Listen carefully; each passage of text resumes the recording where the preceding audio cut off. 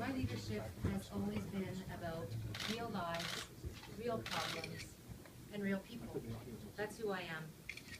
And it's clear to me that minority government is about working together to achieve results. It's not about standing on the sidelines and running your mouth. Results matter, and that's what I focus on. I know that when you send your hard-earned tax dollars to Queen's Park, you expect to see results. You don't expect to see your tax dollars wasted. Wasted on the partisanship that was the gas plant scandal, on the embarrassment that was Orange, on the mismanagement of the Windsor Parkway. It's time for Kathleen Wynne to take responsibility. It's as if she really doesn't even live in the real world. In the real world, if you make a mistake, you own up to it or face the consequences.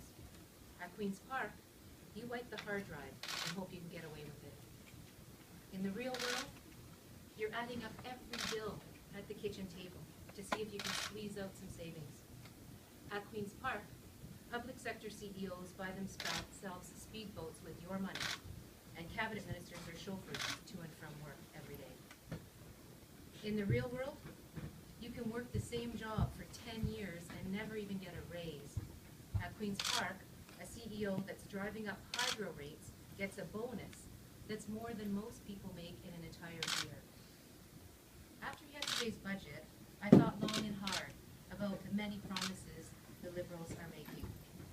I was reminded of the promises the Liberals made last year. Kathleen Wynne promised a reduction in auto insurance rates, an accountability officer, and significant action on home care.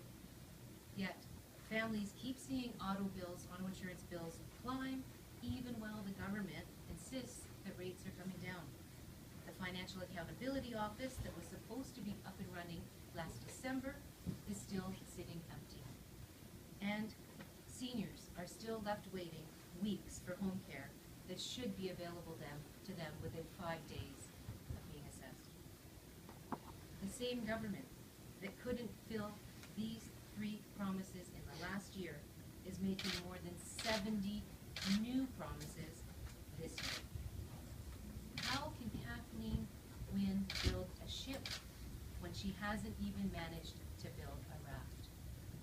Despite all of these grand promises, there is still no plans to get the basics right, like creating jobs, like lowering hydro rates, and making life more affordable for people. I have lost confidence in Kathleen Wynne and her ability to deliver. I cannot in good conscience support a government that people don't trust anymore. Instead of fixing the mess in our electricity system, the Liberals want to drive hydro rates higher. With the fire sale of our assets in a rerun of the failed privatization of Ontario Hydro by the Conservatives. You don't heat the house by burning the furniture.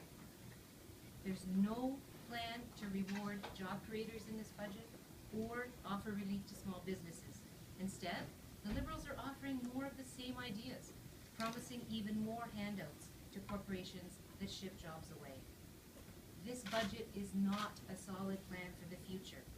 It's a mad dash to escape the scandals by promising the moon and the stars. Well, I'm not the kind of woman that believes those kinds of promises. I come from a simpler place. Promising is good. Making good on those promises is better. You deserve action, not just aspirations. You can't pay your bills with aspirations. Aspirations won't keep your neighborhood school open. Aspirations won't ensure that health care is there when you need it. It's time for change. You deserve a better government. A government that values people's tax dollars. A government that makes life affordable. A government that stands up for the middle class. A government that makes sense. So, as I've said, I have lost confidence in Kathleen Wynne and in her ability to deliver.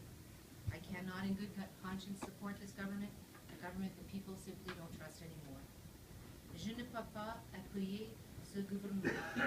C'est le temps que votre gouvernement travaille pour vous. It's time